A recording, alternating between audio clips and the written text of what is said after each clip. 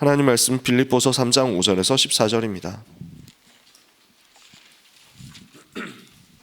오늘 아침 우리에게 주신 하나님 말씀 본문 신약성경 빌립보서 3장 5절에서 14절까지 말씀, 빌립보서 3장 5절에서 14절 찾으셨으면 같이 읽겠습니다. 나는 8일 만에 할례를 받고 이스라엘 족속이요 베냐민 지파요 히브리인 중에 히브리인이요 율법으로는 바리새인이요 열심으로는 교회를 박해하고 율법의 의로는 흠이 없는 자라. 그러나 무엇이든지 내게 유익하던 것을 내가 그리스도를 위하여 다 해로 여길 뿐더러 또한 모든 것을 해로 여김은 내 주 그리스도 예수를 아는 지식이 가장 고상하기 때문이라. 내가 그를 위하여 모든 것을 잃어버리고 배설물로 여김은 그리스도를 얻고 그 안에서 발견되려 함이니 내가 가진 의는 율법에서 난 것이 아니요 오직 그리스도를 믿음으로 말미암은 것이니 곧 믿음으로 하나님께로부터 난 의라. 내가 그리스도와 그 부활의 권능과 그 고난에 참여함을 알고자 하여 그의 죽으심을 본받아 어떻게 해서든지 죽은 자 가운데서 부활에 이르려 하노니 내가 이미 얻었다 함도 아니요 온전히 이루었다 함도 아니라 오직 내가 그리스도 예수께 잡힌 바 된 그것을 잡으려고 달려가노라. 형제들아, 나는 아직 내가 잡은 줄로 여기지 아니하고 오직 한 일, 즉 뒤에 있는 것은 잊어버리고 앞에 있는 것을 잡으려고 표대를 향하여 그리스도 예수 안에서 하나님이 위에서 부르신 부름의 상을 위하여 달려가노라. 아멘. 2023년 3월 7일 새가족 현장 사역자 수련회 2강 메시지, 제목이 당신은 어디에 있습니까? 말씀입니다. 우리는 어디에 있습니까? 우리는 어느 대열에 있습니까? 우리는 어떤 현장에 있습니까? 우리는 어떤 축복을 받았습니까? 오늘 확인되는 가장 귀한 날 되시기를 바랍니다. 지금까지 여러분께서 많은 은혜 받으셨겠지만, 지금까지 여러분이 하루하루 살아가시면서 하나님 주시는 은혜 많이 받으셨겠지만, 오늘은 더욱더 최고의 날이 되시기를 바랍니다. 우리는 매일 그렇죠. 매일 날마다 더 새롭거든요. 매일 날마다 주시는 은혜 더 크거든요. 복음 받고 나서 이게 얼마나 좋은지 모르겠어요. 우리는 어제보다 오늘이 더 좋습니다. 그리고 오늘보다 내일이 더 좋습니다. 날마다 그럴 것입니다. 이거는 긍정적으로 사고하자, 적극적으로 좋게 생각하자 얘기가 절대로 아닙니다. 우리의 겉사람은 날마다 후퇴하는 것 같지만 우리의 속사람은 날마다 더 새로워지거든요. 그게 복음이라서 그렇습니다. 우리가 복음 받고 나니까요, 복음 없는 사람들은 나이 먹는 게 얼마나 불행합니까? 복음 없는 사람들, 불신자들은 나이 들어가고 점점 이제 세상 떠날 날이 가까워지는 거니까 갈수록 우울하죠. 젊은 시절에 너무 잘생기고 너무 예쁘고 했던 분들은 아마 더 우울할 거예요. 거울 볼 때마다 더 우울할 거예요. 내가 옛날엔 진짜 예뻤는데. 갈수록 그렇겠죠. 하나님의 자녀는 전혀 안 그렇죠. 그렇지 않습니까? 우리는 날마다 더 하나님의 형상으로, 날마다 더 복음 누리는 충만한 곳으로 가게 되거든요. 우리의 속사람 더 새로워지고 더 새로워져서 더 복음 누리는 그 자리로 가게 될 거니까요. 우리의 체질이 점점 더 복음화되어 가지고 그리스도의 장성한 분량에 이르게 될 거니까요.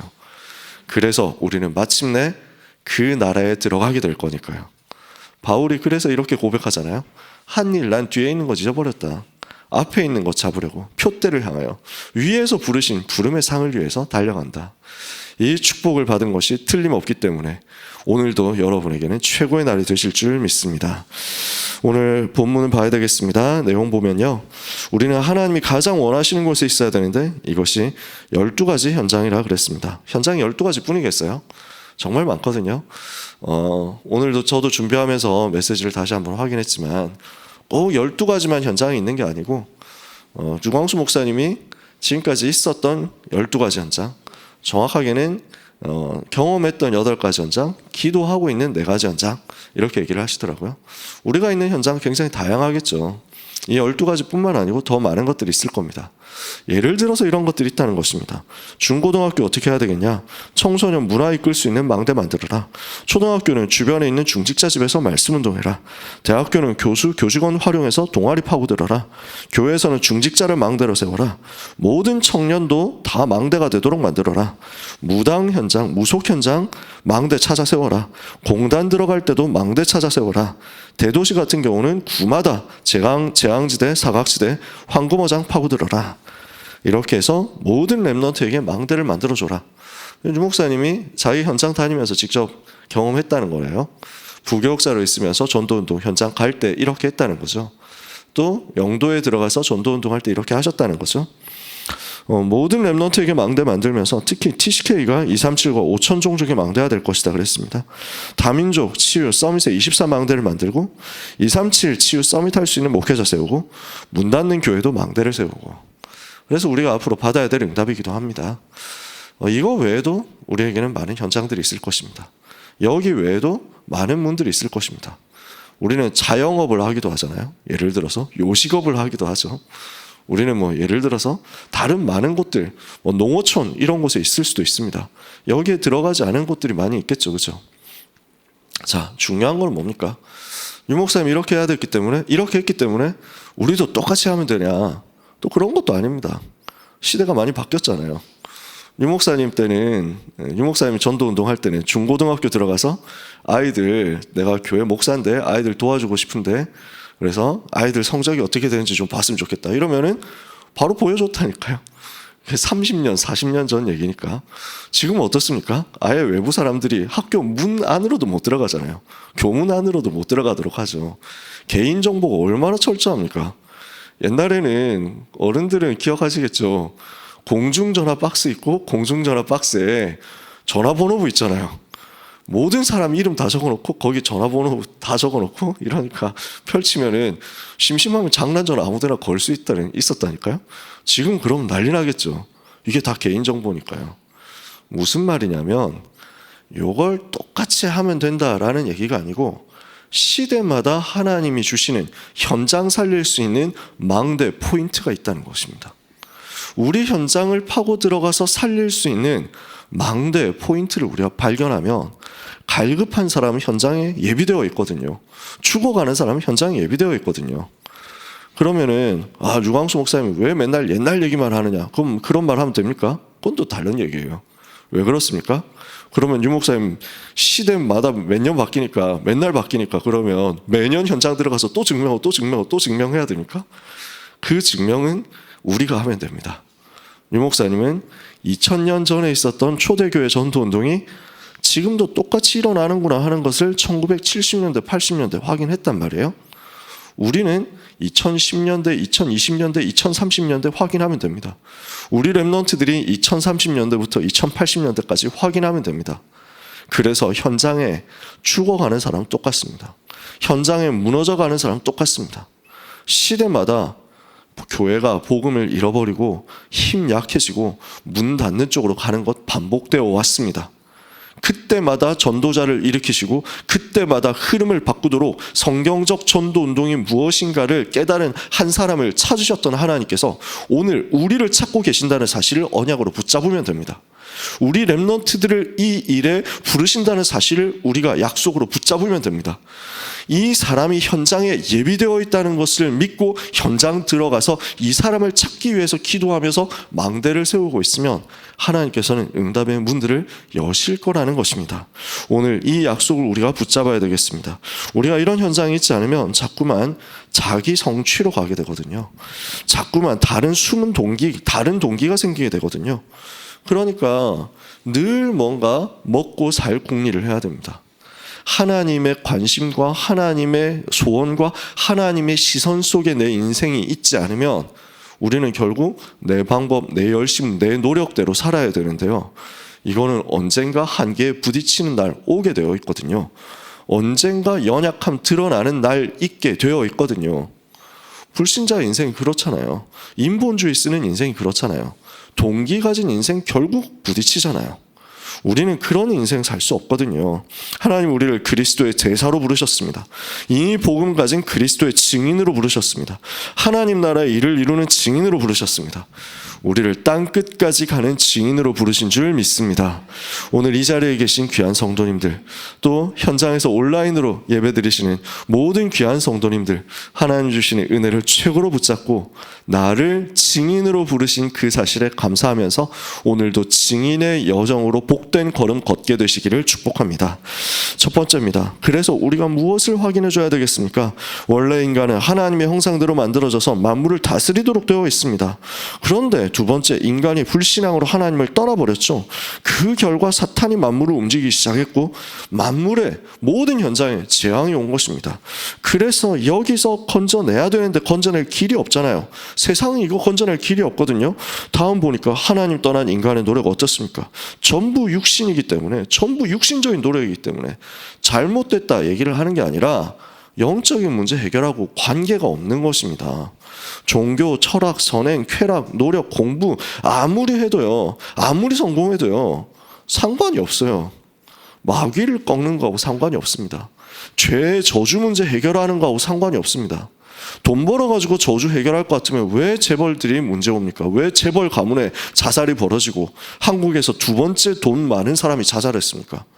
저주라는 것을 못 이기는 거예요. 상관이 없는 겁니다. 세계에서 공부 제일 잘하고 세계에서 머리 제일 좋으면은 그걸로 사탄의 권세 이길 수 있다고 하면은 하나님이 그리스도를 보낼 이유가 없습니다.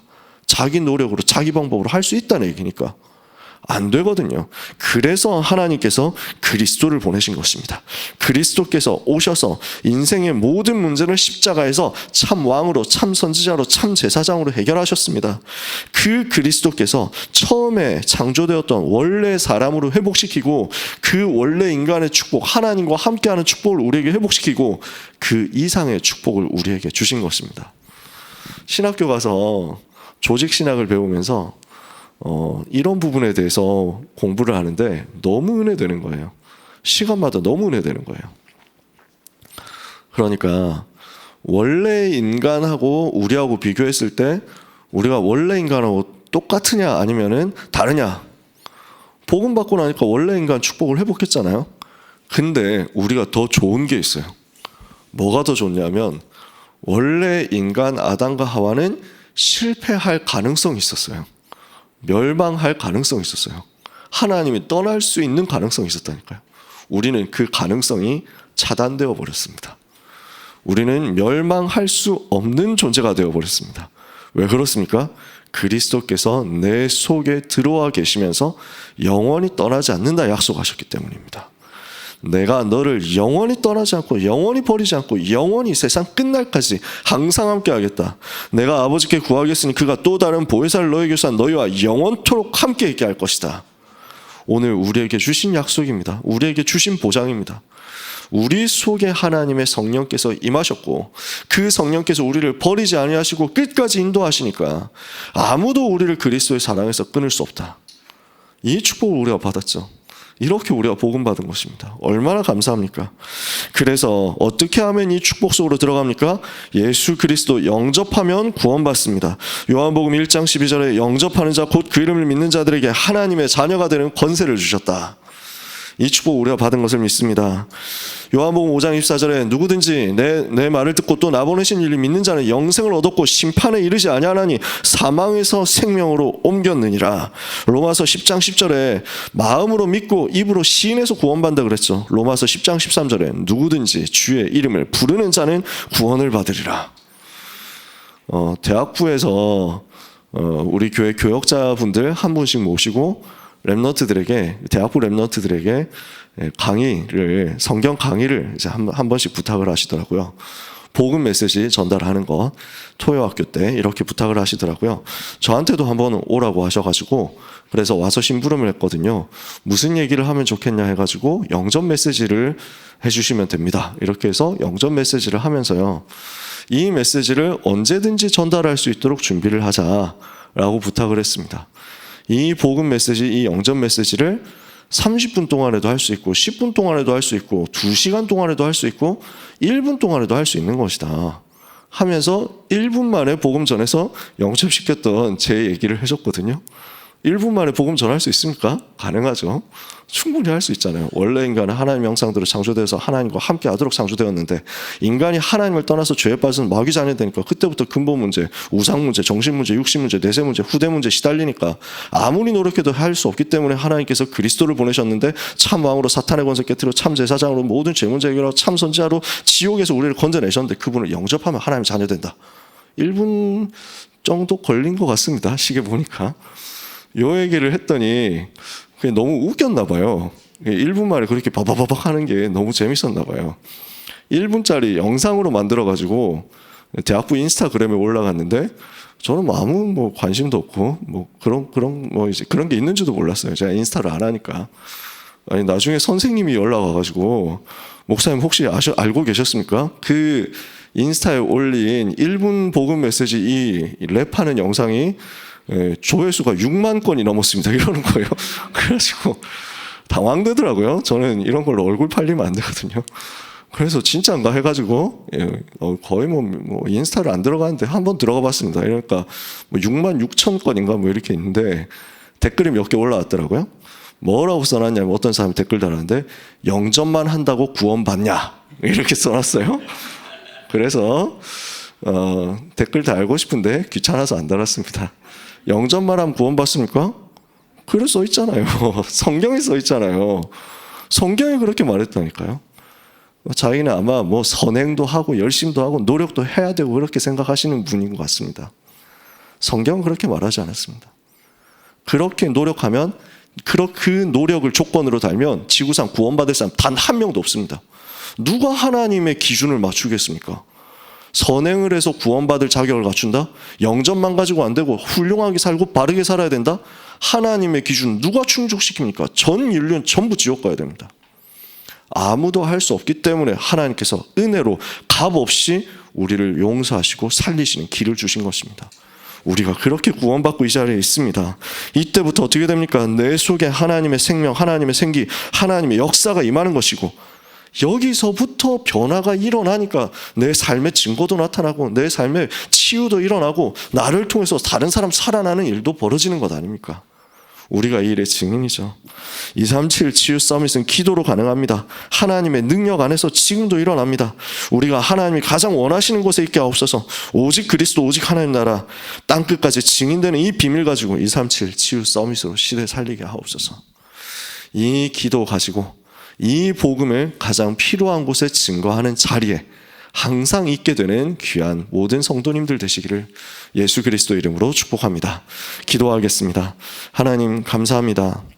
연약한 우리를 부르사, 허물 많은 우리를 부르사, 무능한 우리를 부르사 하나님의 은혜 가운데 들어가게 하시고, 그 은혜의 복음을 붙잡게 하시고, 그 은혜의 복음으로 말미암아 하나님의 사랑에 빚진 자 되어 한없는 감사 속에서 하루하루를 하나님 자녀 신분 권세 가지고 살아가게 하시니 감사합니다.